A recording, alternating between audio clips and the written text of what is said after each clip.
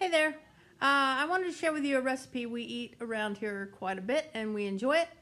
We're doing keto, and it's not for any medical reason per se, but we want to lose some weight and get healthy. So we're doing keto, and this is an easy recipe, and there's a lot of variation you can do to it, and it's cheeseburger casserole. So without further ado, let's get to the recipe. We need our oven to be at 350, and we need a pound of ground beef and some chopped onion.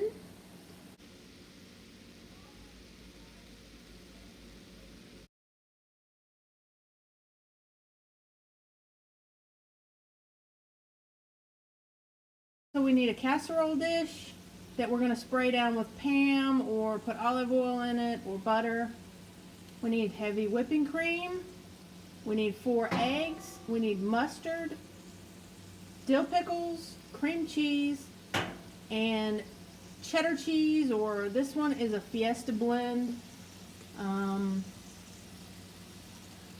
So I normally use cheddar, but I just wanted to make this quick today. And so we brown our ground beef, and once that mixture is brown, we will drain off the excess grease on it, and we will add to that about 4 tablespoons of our cream cheese. And we'll turn the heat off, and the meat will still be warm enough to melt the cream cheese, and we'll just stir it in. And we will put our 4 eggs, about 3/4 of a cup of heavy whipping cream, and we'll stir that up, and we'll put in our seasoning into that, which we'll use salt and pepper. And I also like to use this, let me grab it for you. I like to use, on my hamburgers anyway, the Montreal steak seasoning. It's got a lot of good stuff in it, garlic and things. I also put minced garlic into the ground beef mixture. Once it cooks, when I'm putting in the cream cheese, I'll put in about a teaspoon of minced garlic. Okay, so now we have our beef has been drained off, and I've added about 4 tablespoons of cream cheese and salt and pepper, and now I will add some minced garlic, and I will also add my Montreal steak seasoning. Okay, and then I'll give that a good stir until all that cream cheese is melted in. Okay, so here's my mixture showing everything nice and incorporated. It is time to grab our casserole dish and some spray, and we will spray the pan. All right, now we're going to transfer our ground beef into the pan, and that will be our bottom layer. And here we have our mixture pressed down into the bottom of the pan, into the bottom of the casserole dish. And now it's time to add in our ingredients here. We stir in our cream and egg mixture, and now we will add our mustard to this. And this really enhances the flavor a lot when you add this mustard. The mustard together with the pickles make this really taste like, it reminds me of like a slider, like a Crystal or White Castle type of slider. Okay, now I'm going to add the cheese. Okay, so now I'm going to combine all these together. And for those who don't want it to taste like a slider, or just other ideas that you could stir into this, are I had a lot of zucchini left over from my garden last year, so I froze a lot of it, and that makes this casserole taste really great. And I just leave out the mustard and I leave out the dill pickle and do it the same way. It's still keto friendly and yummy. And of course, if you're not you know, if you don't have any need to be on keto or don't want to be on keto, you can also add, not at this point or anything, but you could add crackers to the top. You could add biscuit dough or something like that on the top after this is done. And that would taste good as well. So now we're going to take that mixture that we've just stirred up and we're going to pour that directly over our ground beef.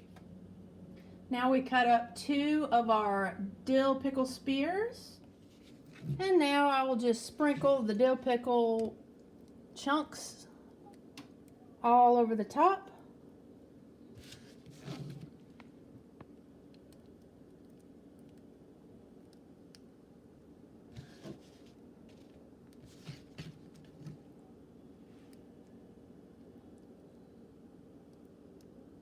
Try to get it evenly around there, so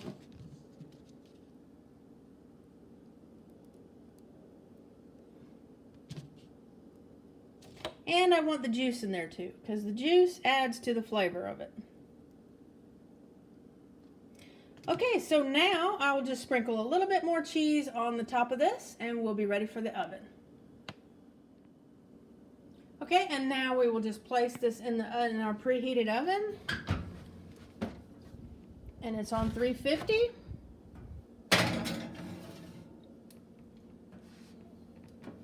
And we want to set our timer here to 30 minutes. And we will check it at that time because we want to tell when this is done. We basically jiggle the pan and we don't want the middle to be running. We want the middle to be kind of firm. So cook it until the middle is firm, then take it out and let it rest for about 5 to 10 minutes before you eat it. And I like having coleslaw with this. You can also have like cauliflower or broccoli, but tonight we're going to be easy and we're going to have Brussels sprouts. We love Brussels sprouts here. So once it's done, I'll show it to you and I'll see you then.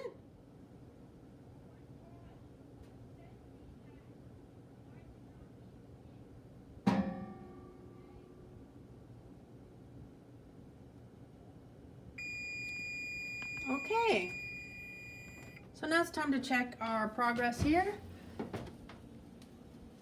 We will pull this out and shut the oven. We'll give her a jiggle. Okay, so we see how that middle is gooey. Okay, we're going to put it back in the oven. And we'll go another, that was kind of gooey, so we're going to go about 7 minutes here. All right, and we'll check again. So while that's on its last cooking, we're going to pop this into our microwave. I like these steamer packs. They're real easy. And we are going to do 5 minutes and 30 seconds. All right. Okay, as another side dish, I like to get these riced cauliflower things. They have several flavors of them. Let's see, we've got Italian cheese, savory herb, and these are good quick things. I like to make stuff, but when I'm short on time, I'll do these. This has 3 net carbs per serving there, and this one has 2 net carbs per serving. So there you go. You can do those quick and easy and have more variety. Okay, and it's time to check again. So we will see what we've got this time.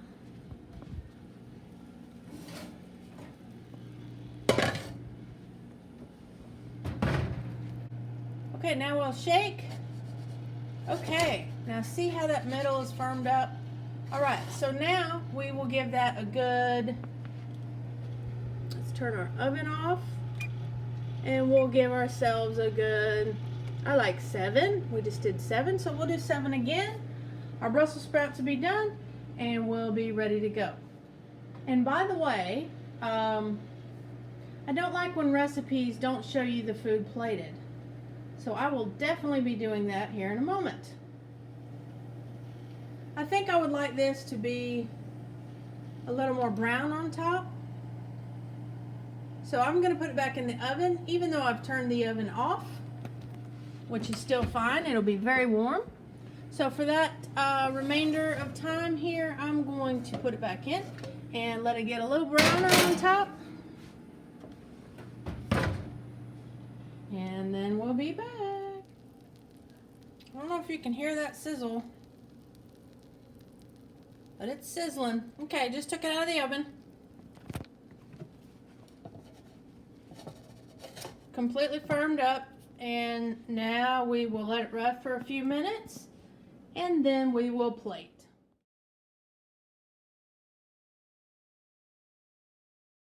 Okay, so there you have it. I hope you enjoyed that, and I just want you to always remember, Jesus loves you. Bye-bye.